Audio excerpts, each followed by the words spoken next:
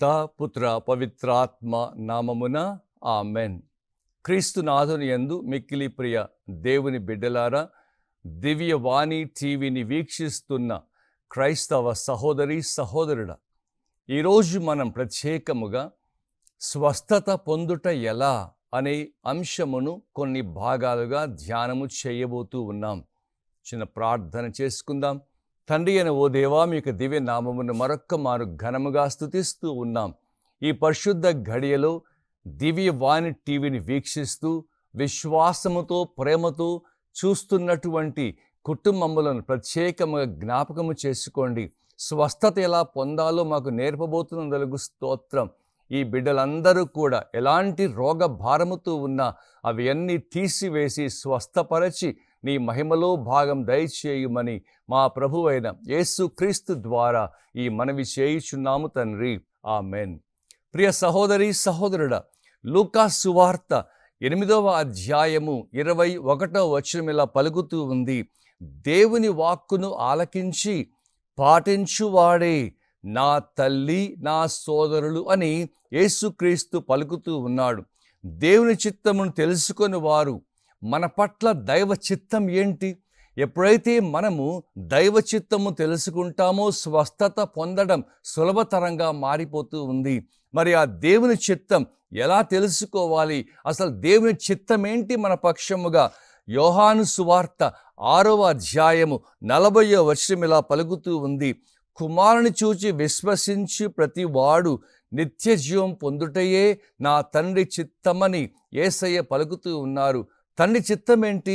ప్రతి ఒక్కరము కూడా నిత్య జీవము పొందాలని.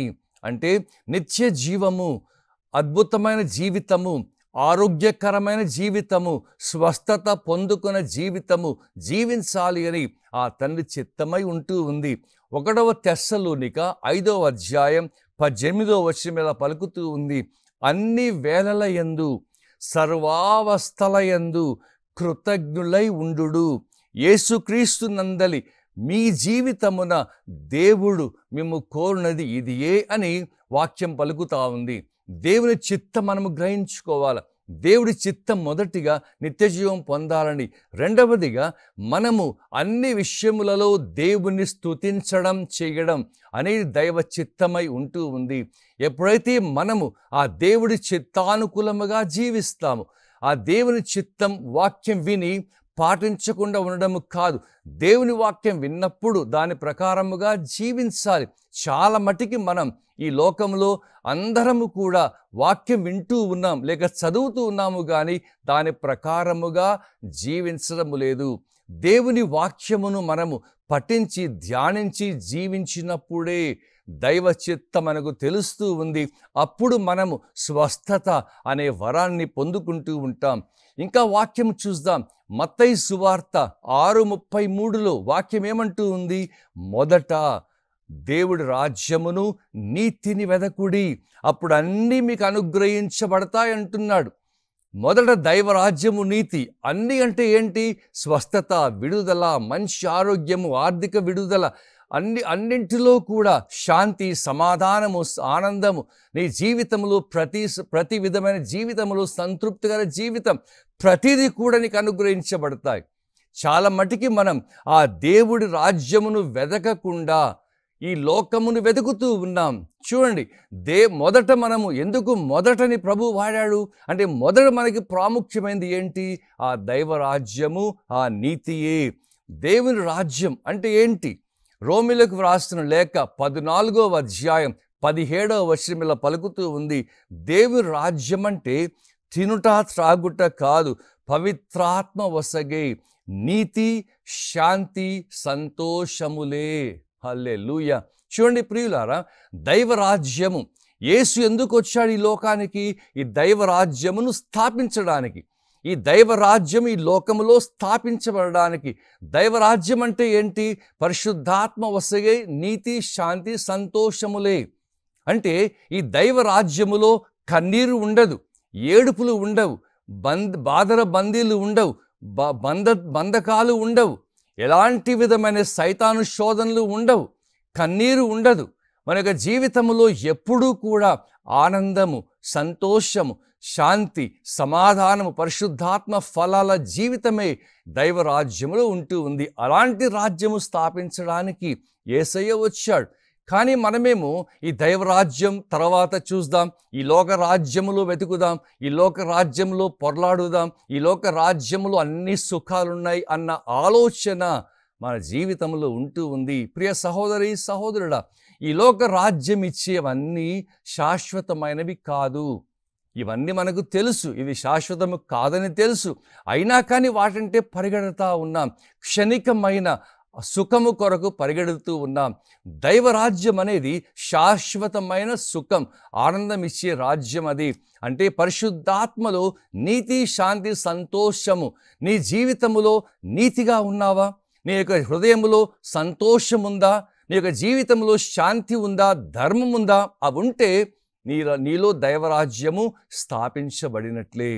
అలాంటప్పుడు మన యొక్క జీవితములో ఎప్పుడైతే మనము దేవుడి వాక్యమును ఆలకించి పాటిస్తామో అప్పుడే ఈ దైవరాజ్య అనుభవాన్ని పొందుతాం.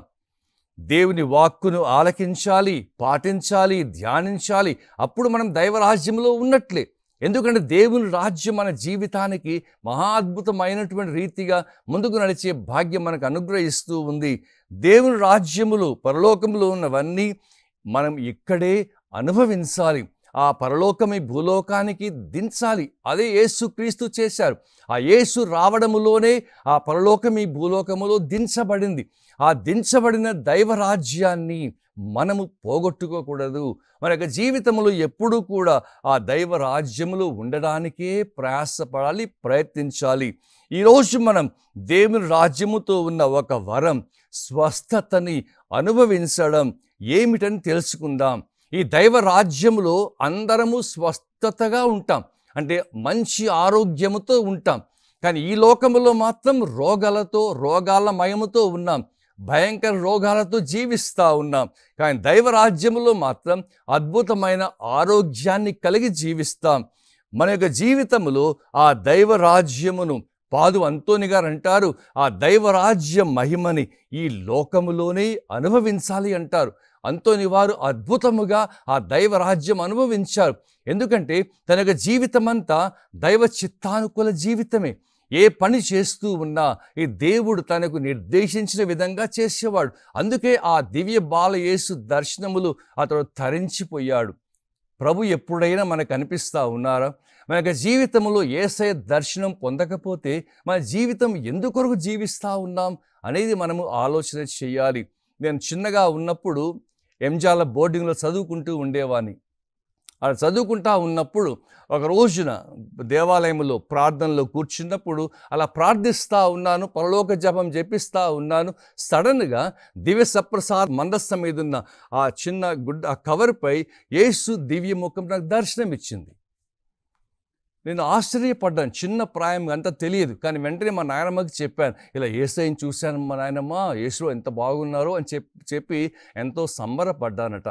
ప్రియులారా, మనం అందరము కూడా మళ్ళీ ఆ యేసు దర్శనాలు పొందుతూ ఉండాలి. ఈ రోజున మనం ప్రత్యేకముగా ఈ స్వస్థతని ఎలా పొందుకోవాలో, దైవరాజ్య మహిమలో ఎలా జీవించాలో నేర్చుకుందాం. ఇవన్నీ నేర్చుకోవాలి. విని అలా వదిలేయకండి. వినాలి, వాడిని పాటించాలి. అలా పాటించినప్పుడే మన యొక్క జీవితంలో నిజమైనటువంటి ఆనందము, స్వస్థత, సంతోషం ఉంటూ ఉన్నాయి. ఈ వాక్యం వింటుండగానే స్వస్థత అనుభవించబోతూ ఉన్నావు. దేవుడు ఈ వాక్యం వింటున్న నీకు ఎలాంటి రోగము ఉన్నా, ఎలాంటి బాధల్లో ఉన్నా, ఎలాంటి అస్వస్థత నీ జీవితములో ఉన్నా దేవుడు నీకు స్వస్థత, మంచి ఆరోగ్యము దయచేయునుగాక. ఆమెన్.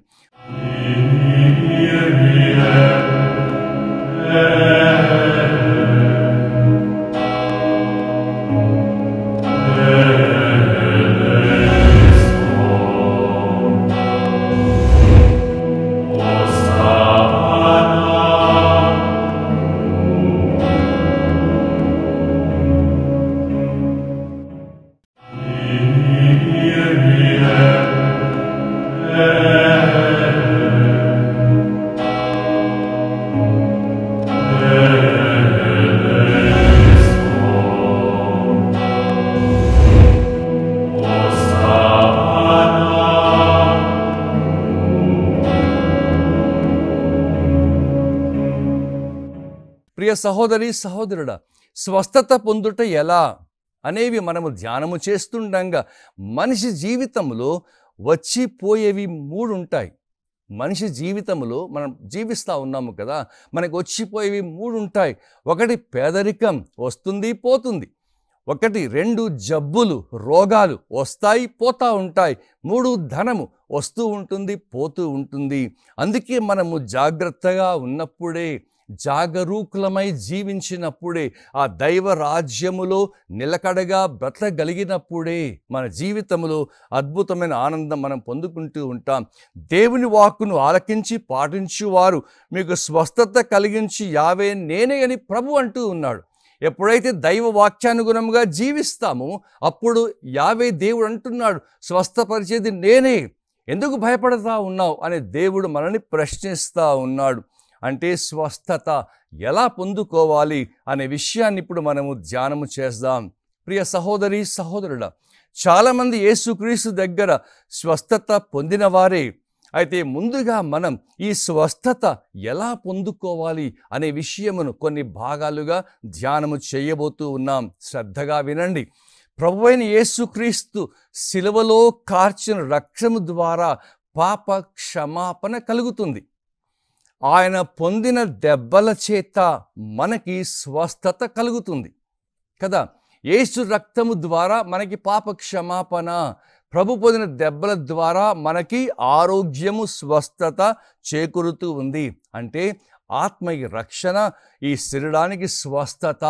ఆ యేసు ప్రభు ఆ శిలువ రక్తం ద్వారా, ఆ యేసు ప్రభు పొందిన దెబ్బల ద్వారా ఆత్మరక్షణ, శారీరక స్వస్థత ఈ 2 మనకి లభిస్తూ ఉన్నాయి. ఏం చేయాలి? ఆ యేసుని విశ్వసించి అతనిపై ఆధారపడి బ్రతకాలి. ఆ యేసు కొరకు జీవించడం నీవు నేను ప్రారంభించాలి. నిర్గమకాండము 15వ అధ్యాయము 26వ వచనం ఇలా పలుకుతూ ఉంది, మీకు ఉపశమనము కలిగించు యావేను నేనే అని తండ్రి దేవుడు మహాద్భుతంగా చెప్తూ ఉన్నాడు. యెహోవా రాఫా అని అంటూ ఉన్నాము కదా. ఆయన స్వస్థపరిచే దేవుడు. నేటి ప్రపంచము దైవిక స్వస్థత, ఆరోగ్యము కొరకు అంగలారుస్తూ ఉంది. చాలామంది మీ రోజున ఆ దైవిక స్వస్థత లేక, అంటే ఆత్మరక్షణ లేక, శారీరక రోగముతోటి అలమాడిపోతూ ఉన్నాం. నాకు ఆరోగ్యము కావాలి, ఎన్నో ఈ రోగాలు వస్తూ ఉన్నాయి, ఎందుకు ఈ భయంకర వ్యాధులు కలుగుతూ ఉన్నాయి, నాకు స్వస్థత కావాలని చాలా మటుకి ఈ ప్రపంచంలో అందరూ కూడా వాపోతూ ఉన్నది. వ్యాధి నుండి విడుదల కలదా అని ప్రజలు అనుకుంటా ఉన్నారు, వెతుకుతూ ఉన్నారు. ఎక్కడ దొరుకుద్ది నాకు ఈ స్వస్థత, ఎక్కడ దొరుకుద్ది నాకు ఆత్మరక్షణ, లేక ఎక్కడ దొరుకుద్ది నాకు ఆత్మ సంతృప్తి అని ప్రజలు ఈ రోజున ఎంతగానో వెతుకుతూ ఉన్నారు. కొందరు తమ ఆయుష్ కాలముల్లో ఎక్కువ శాతం హాస్పిటల్లో గడుపుతూ ఉన్నారు కదా. ఈ రోజుల్లో చాలా మటుకి ఎన్నో జబ్బుల పడి దీర్ఘకాల రోగాలతోటి దవాఖానలోనే ఉంటూ ఉన్నారు. తమ ఆస్తిపాస్తులన్నీ ఈ డాక్టర్లకి, మందు మాత్రలకి ధారపోస్తూ ఉన్నారు. ప్రియులారా, ఒక్కసారి రోజున గమనించుకో, ఈ స్వస్థత దైవ రాజ్యములో ఉంది. దైవ రాజ్యము నీ జీవితంలో, నా జీవితంలో ఉంటే మనకి స్వస్థత అనేది లభిస్తూ ఉంది. దేవుని రాజ్యం మనలో లేదు కాబట్టి ఆ దైవిక సంబంధమైన స్వస్థత మనం పొందలేకపోతూ ఉన్నాం అని మనం గుర్తించాలి. మరి ఒకసారి నిర్గమకాండము 15:26లో చదువుదాం. మీకు ఉపశమనమును కలిగించు యావేను నేనే. ఇప్పుడు నీవు విశ్వసిస్తే దైవిక స్వస్థత, ఆరోగ్యము నీకు చేకూరుతూ ఉంది. విశ్వసిస్తా ఉన్నావా? ఒక్కసారి నీ హృదయంపై చేయి పెట్టుకొని ప్రార్థన చేయి. ప్రార్థన చేస్తూ ఉండాలి. మనం ప్రార్థన ఎంతగా చేస్తూ ఉంటామో అంతగా దైవిక స్వస్థత లభిస్తూ ఉంది. ఈ వాక్యం వింటున్నప్పుడల్లా నీవు, ప్రభువా యేసయ్య నాకు దైవిక స్వస్థత దయచేయి, అంటే ఆత్మరక్షణ దయచేయి, యేసయ్య నాకు శారీరక స్వస్థత దయచేయి అని ప్రార్థన చేస్తూ ఉండు. ఇక్కడ దైవిక స్వస్థత మరియు దైవిక ఆరోగ్యం గురించి చెప్పబడుతూ ఉంది. దైవిక స్వస్థత అంటే ఏంటి? వ్యాధి వచ్చిన తర్వాత మనకు లభించు విడుదల దైవిక స్వస్థత. దైవిక ఆరోగ్యం అంటే వ్యాధి సంభవించకుండా శరీరమంతా కాపాడబడము. మరి ఒకసారి చెప్తాను, దైవిక స్వస్థత అంటే వ్యాధి వచ్చిన తర్వాత మనకు లభించు విడుదల. వ్యాధి వచ్చింది, క్యాన్సర్ వ్యాధి వచ్చింది, దాని నుంచి మనకి విడుదల కలిగినప్పుడు, అది స్వస్థపరచబడినప్పుడు అది దైవిక స్వస్థత అంటాం. దైవిక ఆరోగ్యం అంటే వ్యాధి సంభవించకుండా శరీరమంతా కాపాడబడుటయే. అంటే నాకు వ్యాధి రాకుండా నేను జాగ్రత్త పడి ఆ దైవ రాజ్యములో నేను జీవించినప్పుడు అది దైవిక ఆరోగ్యముగా మనం పిలువబడుతూ ఉంటాం. తండ్రి దేవుడు మనకి రోగముతో ఉండాలని కోరుకోడు. తండ్రికి ఇష్టంలా నీవు రోగముతో ఇలా పడి ఉండాలని, నీవు రోగగ్రస్తమై జీవించాలని దేవుడికి అస్సలు ఇష్టము లేదు. కానీ దేవుడు ఎప్పుడూ కూడా మనము వ్యాధి నుండి విడిపించబడాలని, వ్యాధి రాకుండా జీవించాలని దేవుడి ఆశ. అలాగైతే వ్యాధి ఎక్కడి నుండి వస్తూ ఉంది? ఈ వ్యాధి దేవుడి దగ్గర నుంచి కాదు కదా, మరి ఎక్కడి నుంచి వస్తూ ఉంది? యోహాను సువార్త 10:10 వాక్యం ఇలా అంటూ ఉంది, దొంగవాడు దొంగలించుటకు, హత్య చేయుటకు, నాశనము చేయుటకు మాత్రమే వచ్చును. నేను జీవం ఇచ్చుటకు, దాన్ని సమృద్ధిగా ఇచ్చుటకు వచ్చి ఉన్నాను అని యేసయ్య పలుకుతూ ఉన్నారు. దొంగ ఈ సైతాను ఎందుకు వస్తూ ఉన్నాడు? దేని దొంగలిస్తూ ఉన్నాడు? దైవిక స్వస్థతని, ఆరోగ్యాన్ని దొంగలిస్తూ ఉన్నాడు. దేనిని నాశనం చేస్తూ ఉన్నాడు? మన నిత్య ఆధిక్యతని, దేవుడి బిడ్డలంగా ఉండి ఆధిక్యతని నాశనం చేస్తూ ఉన్నాడు. దేనిని చంపుతూ ఉన్నాడు? పాపము చేటుకు ప్రేరేపించి మన ఆత్మని చంపుతున్నాడు. చూడండి, ఈ సైతాన్ ఎందుకు వస్తూ ఉన్నాడు? మన జీవితంలో హత్య చేయటానికి, దొంగలించడానికి, నాశనం చేయడానికే ఈ సైతాన్ వస్తూ ఉన్నారు. ఈ సైతాను మనల్ని దైవిక స్వస్థత, ఆరోగ్యాన్ని దొంగలిస్తూ ఉన్నాడు, నిత్య ఆధిక్యతని నాశనం చేస్తూ ఉన్నాడు, పాపం చేయడానికి ప్రేరేపించి మన ఆత్మని చంపుతా ఉన్నాడు. కానీ యేసు ఎందుకు వచ్చాడు? క్రీస్తు ప్రభు మాత్రం సమృద్ధి జీవం ఇవ్వడానికి ఆ యేసయ్య వచ్చాడు. ఎప్పుడన్నా గ్రహిస్తూ ఉన్నావా? ఎప్పుడు సైతాను వైపే జీవిస్తూ ఉన్నాం, చూస్తూ ఉన్నాం.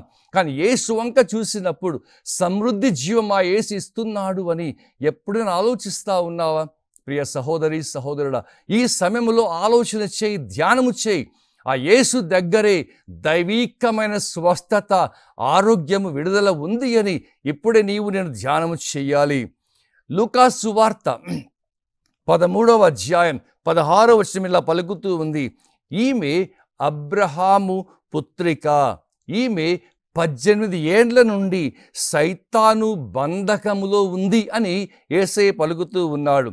సైతాను బంధించిన అబ్రహాము పుత్రిక, ఈ దయ్యం పట్టిన స్త్రీ, మానవుడు తన పాపముల వలన ఆరోగ్యమును పాడు చేసుకుంటున్నాడు. తన అజ్ఞానమును బట్టి వ్యాధిని సంపాదించుకుంటున్నాడు. సైతాను ఏలుబడికి తన్ను తాను అమ్ముకుంటున్నాడు. ప్రియ సహోదరి సహోదరుడా, నీకు అనారోగ్యం ఎక్కడి నుంచి వస్తూ ఉంది? ఈ సైతాను మన జీవితంలో ప్రవేశము ద్వారా, ఈ పాపము కట్టుకొనడం ద్వారా ఈ రోగగ్రస్త జీవితంగా మనం మారిపోతూ ఉన్నాం. అందుకే ఈ సైతాను మన యొక్క జీవితంలో ఎక్కువగా ఆ దేవుడి యొక్క ఆనందాన్ని పొందుకోనివ్వకుండా అది ఆటంకము చేస్తూ ఉంది. గ్రహిస్తూ ఉన్నావా? ఈ సైతాను వల్ల, లేక నీ పాప జీవితం వల్ల నీలో నాలో అనారోగ్యము కలుగుతూ ఉంది. ఎప్పుడైతే మన యొక్క జీవితాన్ని ఈ అనారోగ్యము నుండి విడిపించుకుంటామో, సైతాను బంధకము నుండి విడుదల పొందుతామో, అప్పుడు మనము దైవిక స్వస్థత, దైవిక ఆరోగ్యాన్ని పొందుతూ ఉంటాం.